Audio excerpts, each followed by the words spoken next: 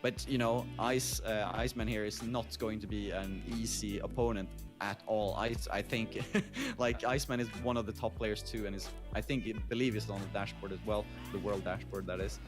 Starting up now, we are going into Temple Grounds for game 1.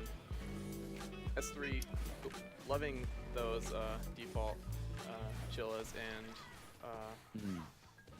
oh wow, he but yeah, actually, like I was gonna say, like I thought S3 had a Sparky there for a moment because Iceman got electrocuted there, but it was of his own Seeky, so S3 was actually hitting that, and that kind of shows the danger of this setup that Iceman is having right now, because there's both that grenade, but also the Seeky that can work in against him. I was gonna say not in his favor, but that wouldn't work.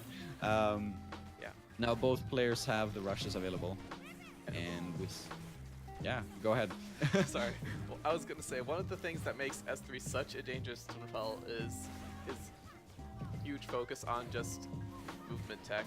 You can see S3 doing a lot of interesting movement stuff here, especially doing his dash out of shield a lot, where he punches right after a dash to cancel the animation. Yeah, and I mean, he is doing work right now. He electrocuted Iceman first, got the grab, and then just like fully read that movement and got another grab. So he looks like he's very much in control here. Now let's see if Iceman can pull it back, because his rush, like if he hits that rush, that's gonna be a lot of damage. Getting that nice close range grab in and going for the rush, but going into the shield. Oh, that is an unfortunate. Yeah, that's one of the, you know, that's one of the things that we said, like and immediately Iceman just decides to, no, I don't want to have that Seeky ever again on my arm. Realizes that the danger of S3's, like S3's just, his aim is just impeccable right now, and he was hitting that Seeky I think like at least 4 times. And you know, as I said, like Iceman is not any slouch. Like he is one of the better players and probably the better ones in Europe. So S3 might have been making this look easy, but you know, this is just S3's skill being displayed here. S3 displaying another underutilized twin tail tech here, just straight up walking. Yeah, the best of techs, like they just straight up walking and. Not down smashing though, but we see him like just kind of dominating here in the second round. He is on 80% health. I was gonna get caught by that rush from Iceman, which is something that he really needs right now. He is making this worthwhile. Like this comeback could be real here. He just needs a few more hits, and then he could say, you know, at least he did something there. S3 just trying to get into Iceman's face, has that rush ready, will not need it. Round over. Yeah.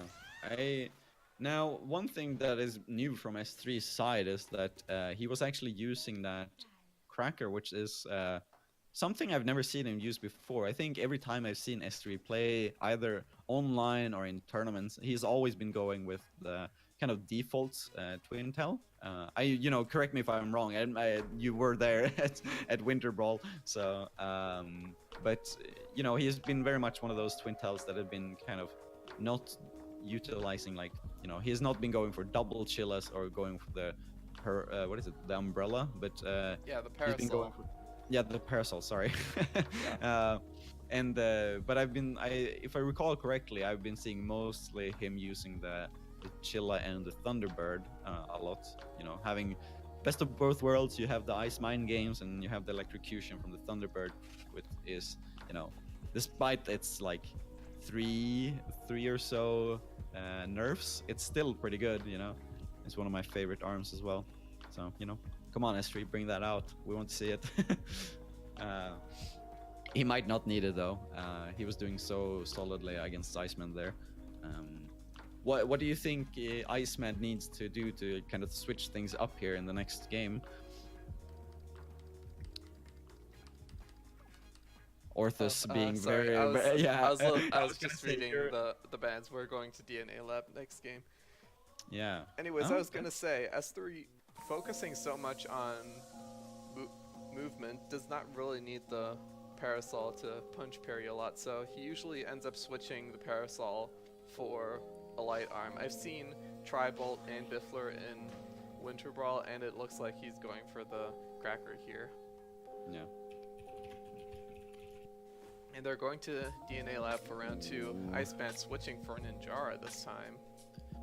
Yeah, this is interesting. I don't think I've seen his Ninjara being pulled out. And there we have it, you know, S3 pulling out that Thunderbird. But to be honest, that's actually a solid choice against the Ninjara because of the mobility of Ninjara. You can really catch him off guard, and especially in the air. Like the Thunderbird is one of those arms where you can't really. It's hard to predict where it's going to come from, you know. That's right, and DNA Lab's 6 tubes really do benefit from you having a curving arm too, so to get around the tubes. Yeah, but I mean, Iceman is doing solidly. Besides this grab that S3 just got, I think both of them were just playing footsies for about 30 seconds there. Solid. And now, S3 is just switching it up completely here. Gets a solid like ice mine game and then goes for the thunder like electrocution as well. Good stuff from S3. Yeah. No, sorry, I was just. It thundered outside my house. Yeah. Right when that happened. Oh wow! I hope this is not affecting the stream too much. But in the game here, we see Iceman kind of staying alive with this rush right now. That's his only leverage. S3 closing in right now, gets that KO. Nice Thunderbird to finish things off there. Yeah, I mean, it's like looking back at things, like what was the Thunderbird before these 3 nerfs, you know? It's like, man, that I don't even remember how it was, but it must have been so dangerous, like compared to now, because it's still a good one. Oh, both players going in for the rush there. Iceman just getting the edge with a jump and the fast chakram rush to get the advantage over Iceman. Yeah, that always one of the hypest moments is when both of them just at the same frame just activate that rush.